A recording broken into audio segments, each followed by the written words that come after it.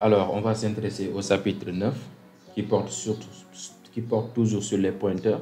Et cette fois-ci, on va s'intéresser tout simplement à l'envoi d'un pointeur à une fonction. On va voir comment envoyer un pointeur à une fonction. Eh bien, avant d'entamer ce chapitre, effectuons un petit peu de rappel. Voilà, une piqûre de rappel. Donc, on avait dit que sur une variable comme la variable âge, voyons, âge signifie, c'est-à-dire le nom de la variable, signifie je veux la valeur de la variable âge. Je veux ce que renferme la variable âge. Par contre, si on précède le nom de la variable par le symbole commercial, cela signifie je veux l'adresse à laquelle se trouve la variable âge. Voilà, donc comme je l'ai dit, donc si on crée une variable, il y a un espace qui est alloué pour le stockage de cette variable-là. Et cet espace est rattaché à une adresse. Et c'est grâce à cette adresse-là que l'on pourra accéder à la variable. On est d'accord? Donc pour afficher cette adresse-là, on va mettre un commercial âge. Sur un pointeur, comme pointeur sur âge, le nom du pointeur signifie tout simplement je veux le contenu, la valeur de pointeur sur âge. Parce qu'on avait dit qu'un pointeur aussi est une variable. C'est juste une variable de type pointeur. On est d'accord? Donc si on appelle la variable, si on met juste le nom de la variable, ça renvoie tout simplement au contenu de la variable. Et le pointeur, c'est une variable un peu spéciale parce que tout simplement sa valeur est un peu particulière.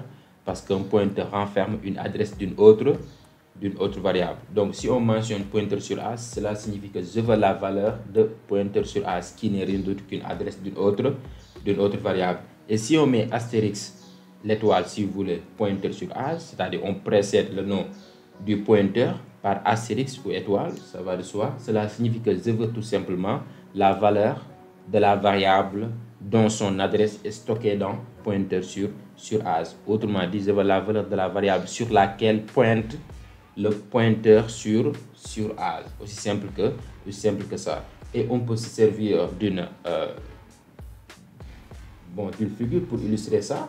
C'est-à-dire, on essaie de matérialiser un peu ce qui se passe en mémoire. Donc ici, voyons, on a réservé une case mémoire pour le stock du pointeur ainsi que pour le stock de notre variable âge. Voyez, et chaque variable a une adresse. Donc ici, le pointeur, son adresse, c'est 3. Voyez. Donc pour accéder à la valeur du pointeur, l'ordinateur va utiliser l'adresse 3. Et ici, l'âge, son adresse, c'est 172 500. Donc pour accéder à la variable âge, l'ordinateur utilise l'adresse 172 500. Et voyez ici, ça, pour pouvoir accéder à la valeur du pointeur, on utilise pointeur sur âge. Pour pouvoir accéder à la valeur de âge, on utilise âge. Si on crée un pointeur qui pointe sur âge, on peut aussi utiliser astérix pointeur sur âge. Donc âge et astérix pointeur sur âge renvoient toujours la même chose qui est la valeur de la variable. Et voyez, symbole commercial âge renvoie l'adresse de la variable âge. Ici, on pourrait mettre symbole commercial pointeur sur âge qui va renvoyer l'adresse 3, l'adresse du pointeur. Mais on ne s'en sert pas. Donc, c'est inutile de faire ça. Alors, avançons. Donc, ici, on peut dire que le gros intérêt des pointeurs, mais ce n'est pas le seul. D'accord? Et qu'on peut les envoyer à des fonctions pour qu'ils modifient directement une variable en mémoire et non une copie comme on l'a vu. Voyez-vous? Donc, si on envoie une fonction à une fonction plutôt des pointeurs, cela permet tout simplement, cela donne la possibilité à la fonction de modifier les variables directement. Si on passe par contre les valeurs à la fonction effectue une copie. C'est-à-dire elle va créer d'autres variables, des variables copies. Et elle va travailler avec ces variables-là. Et non les variables de base directement. Et non les variables originales entre guillemets directement. Du coup, les modifications apportées ne concerneront que ces variables copiées-là, que ces copies. Donc, tout ce que la fonction fait n'affectera pas en réalité les variables entre guillemets originales. Maintenant, pour pallier ça, si on veut que notre fonction modifie directement les valeurs des variables, au lieu de passer les valeurs des variables, mais plutôt on passe leur adresse, c'est-à-dire les pointeurs qui pointent sur ces adresses-là. On est d'accord? Donc, au lieu d'utiliser les variables globales, on peut utiliser les pointeurs. Et comme je l'ai dit, l'usage des variables globales, c'est très déconseillé. C'est à bannir. À la place, utilisez les pointeurs. Alors, voyons un peu le pointeur triple pointeur, la fonction triple pointeur, disons, qui va recevoir un pointeur, d'accord, et elle va essayer de modifier une variable, la valeur d'une variable directement. Donc ici, qu'est-ce qu'on a? Ça, vous savez, c'est le prototype de notre fonction triple pointeur. Vous savez ça. Donc, à l'intérieur de la fonction main, donc ici, on a initialisé notre variable nombre en 5. Et là, on a appelé notre fonction triple pointeur. Et on lui a passé l'adresse de nombre. Donc, comme on lui a passé l'adresse de nombre, donc on lui a donné la possibilité de modifier directement la valeur de nombre. Donc, après l'exécution de cette fonction, nombre se verra avec une autre valeur, voyons, avec le triple de sa valeur qui sera 15. On est d'accord? Et là, on affiche cette valeur-là. Donc, c'est ça l'importance des pointeurs.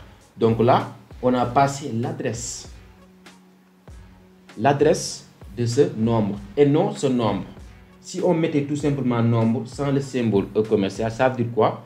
Ça veut dire qu'on a passé une copie de nombre, une copie de nombre. Dans ce cas, la fonction travaillera avec cette copie-là et non pas avec ce nombre, directement. Du coup, les modifications apportées par la fonction sur cette variable-là n'affecteront pas, ne se répercuteront pas en réalité sur la variable nombre, l'original. Parce que ça, il s'agira d'une copie. La fonction va travailler sur une copie. Et une fois exécutée la fonction, eh bien, cette copie sera détruite de la mémoire. Voyez-vous? Donc, c'est comme ça qu'on fait. Si on veut modifier un nombre, une variable, avec une fonction, on passe son adresse, c'est-à-dire son pointeur. Parce que l'adresse n'est rien d'autre que, le pointeur n'est rien d'autre qu'une variable qui contient une adresse d'une autre variable. Maintenant, intéressons-nous à notre fonction triple pointeur. Vous voyez, qu'est-ce que vous avez noté en paramètre? C'est le pointeur, l'initialisation d'un pointeur. On a mis le type espace astérisque pointeur sur nombre. C'est comme ça qu'on initialise un pointeur. Eh bien, pointeur sur nombre aura comme valeur l'adresse de nombre qui est passée ici en paramètre. Voyez, l'adresse de nombre qui est passée ici en paramètre. Eh bien, si on modifie alors ce pointeur-là, c'est-à-dire on peut avoir accès à la valeur de la variable nombre à travers ce pointeur, comme on l'a vu. On met astérisque pointeur sur nombre. Astérisque pointeur sur nombre désigne la valeur de la variable sur laquelle pointe ce pointeur-là. Autrement dit, la valeur de la variable dont son adresse est contenue dans pointeur sur nombre. Et là, on multiplie par 3. Donc, une fois exécutée cette fonction, c'est-à-dire cette ligne-là, eh bien, la variable nombre se verra avec une valeur qui est égale à 15. Donc, ici, si on exécute ce programme, on aura 15 comme affichage. Voilà, c'est simple. Donc, ce qu'il faut retenir est que si on passe les adresses de nos variables à une fonction, on a donné à cette fonction-là, on a légué à cette fonction-là la possibilité de modifier directement les valeurs de nos variables. Contrairement, si on passe les variables tout court, c'est-à-dire sans le symbole E commercial, dans ce cas, une copie de ces variables-là sera effectuée et la fonction travaillera avec ces copies-là et non avec les variables de base et non avec les variables originales, entre guillemets. Donc, dans ce cas, les modifications qui se passeront au niveau de la fonction ne se répercuteront pas, n'affecteront pas en réalité les variables originales. Est-ce que vous avez saisi? Donc, c'est tout, hein, c'est très simple. Et là, ce programme-là a son équivalent. On peut l'écrire autrement. Comment? En créant tout simplement. Donc, ici, on a passé un pointeur à la fonction. Vous voyez, on n'a pas ici un pointeur au niveau de la fonction main. On peut créer un pointeur au niveau de la fonction main. Et après, on passe ce pointeur-là à notre fonction. Donc ici, on a fait simple. On a juste créé un pointeur. Voyez comment on crée un pointeur. On met le type.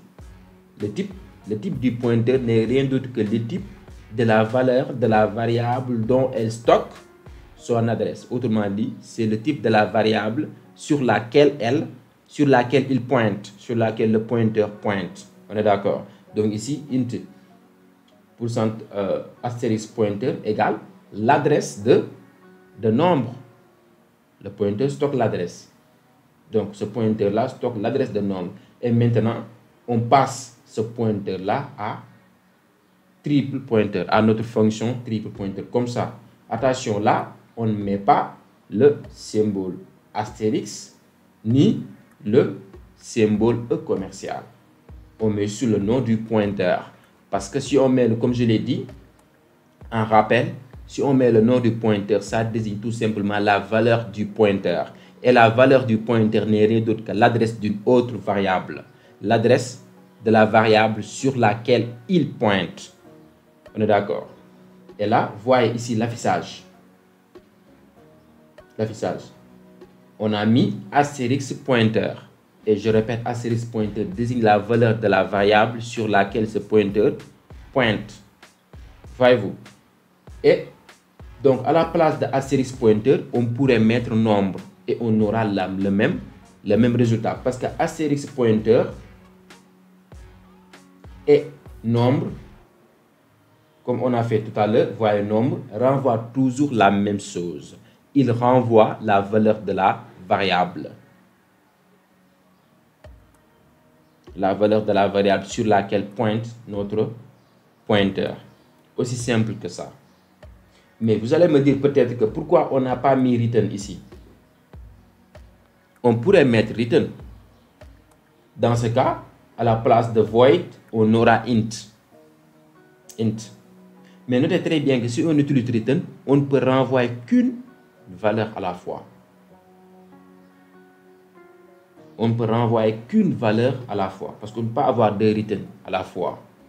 On est d'accord? Dans ce cas, on ne retournera qu'une valeur.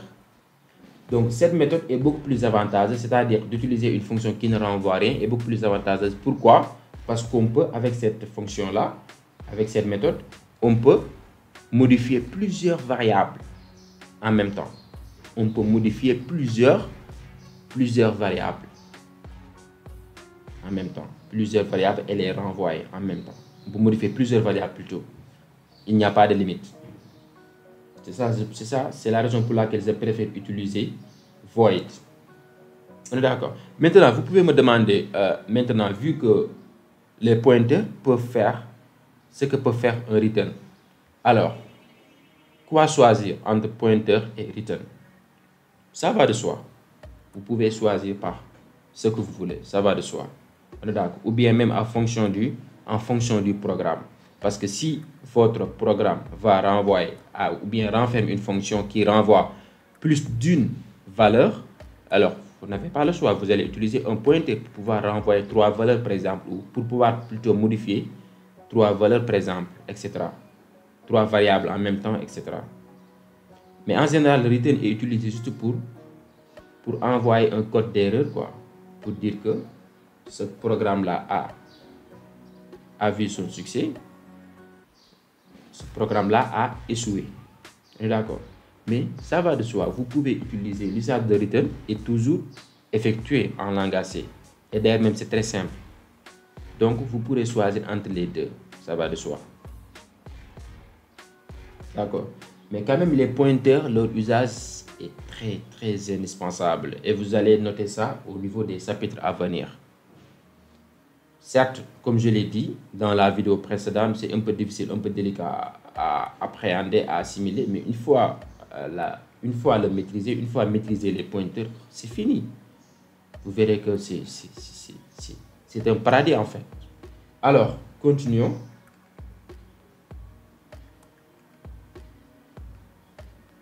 Vous vous souvenez de scanf, n'est-ce pas, de la méthode, de la fonction scanf qui permet tout simplement à inviter l'utilisateur à saisir quelque chose et elle stocke ce que l'utilisateur a saisi dans une variable. Donc là, on a utilisé les pointeurs dès le début de ce cours sans s'en rendre compte. Ouais. Donc avec scanf, on a utilisé un pointeur. Donc ici, on a initialisé un point. Donc ici, le programme fait quoi? Il crée une variable nombre et il l'initialise à 0. Et scanf, ce qu'il fait, c'est quoi? C'est il invite l'utilisateur à saisir quelque chose. Et ce que l'utilisateur a saisi maintenant, elle va modifier directement la variable nombre par ce que l'utilisateur a saisi. Donc si on n'avait pas mis le E commercial là, ça, on aurait pu créer une copie de la variable nombre. Mais on a passé en argument l'adresse de la variable nombre. Donc scanf va modifier directement la valeur de la variable nombre directement parce que l'utilisateur vient de taper. Donc on peut aussi créer un pointeur pour stocker l'adresse de la variable nombre comme ici. Mais dans ce cas, voyez ici scanf va prendre comme deuxième argument, comme deuxième paramètre, pointeur tout court. Parce que pointeur désigne la valeur de l'adresse nombre. Autrement dit, contient la valeur de l'adresse nombre. Sa valeur est l'adresse nombre. Voyez-vous? Donc, on a utilisé les pointeurs depuis le début du cours, sans s'en rendre compte. Vous avez noté maintenant n'est-ce pas, le caractère indispensable des pointeurs. Donc, on ne peut pas en réalité s'en passer. On ne peut pas s'en passer parce que ça permet tout simplement de modifier directement une variable à travers une fonction. Alors, essayons de traiter notre problème de départ. Vous vous en souvenez? Notre fil rouge là, le fil rouge de ce chapitre.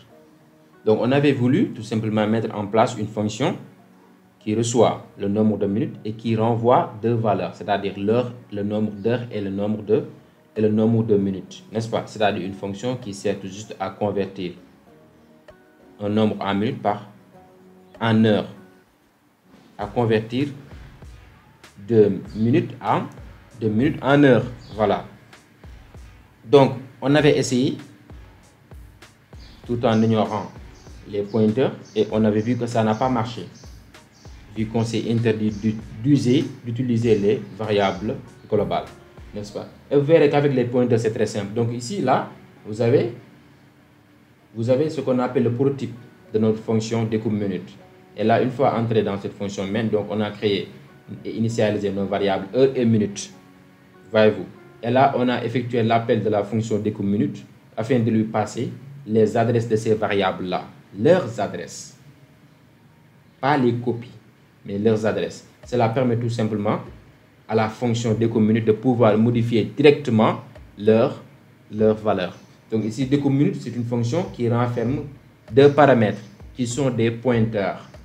Le premier pointeur renferme l'adresse de la variable heure. Le deuxième pointeur renferme l'adresse de la variable minute. Et comme on sait de le faire, comme on l'a su plutôt, on peut accéder à la valeur d'une variable à travers son pointeur, à travers le pointeur qui pointe sur cette variable-là, sur ce dernier, n'est-ce pas? Donc voilà, donc ici, une fois appelé cette fonction-là, donc si on entre dans cette fonction, vous voyez, donc là, on a accès à la valeur de cette variable-là, minute, qui est 90, à travers le pointeur qui pointe sur cette variable-là. Donc on met astérisque pointeur minute, qui équivaut à 90, on divise par 60, ça va renvoyer 1. On stocke 1 dans pointeur heure. Ça veut dire quoi? On a écrasé la valeur de heure par 1. Et là, pointeur minute, on met égal astérisque pointeur minute, c'est-à-dire 90 minutes, 90 modulo 60. Le reste de cette division-là. Et ça va renvoyer 30. Donc on stocke 30 dans pointeur minute. Ça veut dire quoi? On a écrasé la valeur de minute par 30. Donc après l'exécution de cette fonction, heure se retrouvera comme valeur 1 et minute comme valeur 30. Et on affiche leur valeur à travers printf. Et c'est tout. C'est tout. Donc c'est comme ça qu'on fait. C'est très facile. l'usage des pointeurs est très facile. Certes, au début, en tant que débutant, au début, c'est difficile à assimiler.